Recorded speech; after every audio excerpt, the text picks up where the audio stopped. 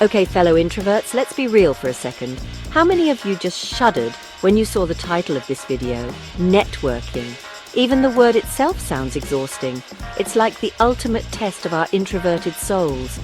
We walk into a room full of strangers and the pressure is on to, make ourselves interesting?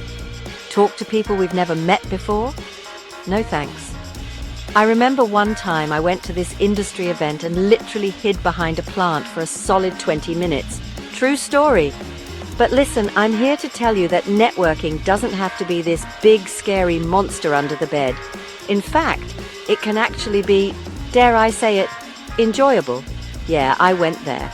In this video, I'm going to break down my top tips for not just surviving, but actually in networking situations. We're going to turn that no-working attitude into no-working. Let's do this. All right, listen up, my introverted fam. We're not just diving headfirst into this networking thing without a plan. That's like a recipe for disaster, and nobody wants that. The first step to conquering any networking event is research, baby.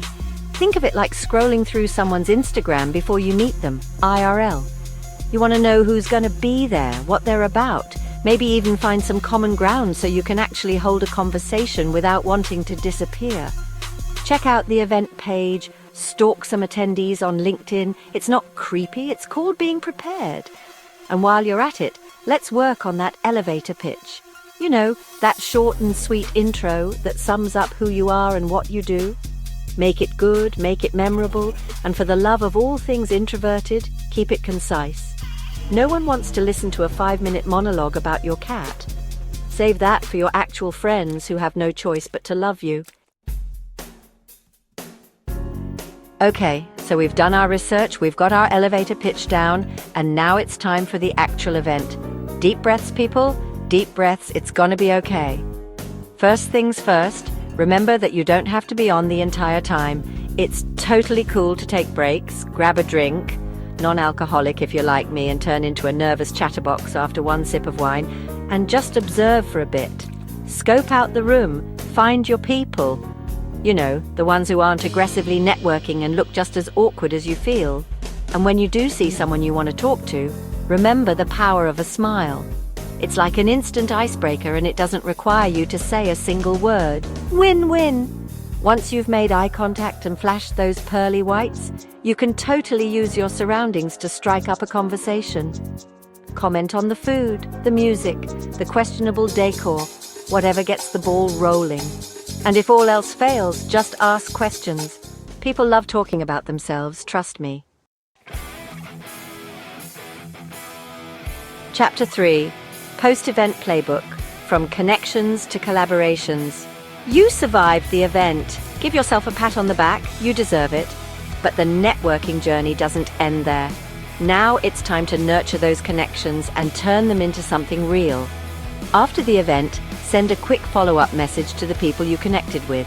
Something like, hey, it was great meeting you at event name. I really enjoyed our conversation about topic. And if you're feeling extra bold, maybe even suggest grabbing coffee or hopping on a quick call. Social media is also your BFF when it comes to staying in touch. Connect with people on LinkedIn, engage with their posts, and slide into those DMs like the networking ninja you are. Remember, it's all about building genuine relationships. No one wants to feel like they're just a business card in your collection. And who knows, those connections could lead to collaborations, job opportunities, or maybe even friendships. Okay, maybe I got carried away with that last one, but you get the point. Outro introverts, you got this. Listen, I know networking can be tough, especially for us introverts. But remember, you have so much to offer. Your ability to listen, your thoughtfulness, your knack for building deep connections, those are all superpowers in the networking world. Don't try to be someone you're not. Embrace your introverted awesomeness and know that quality trumps quantity every single time. Focus on building genuine connections with a few people rather than trying to talk to everyone in the room. Trust me, it's a much better use of your energy. And most importantly, be kind to yourself. It's okay to feel awkward. It's okay to need a break.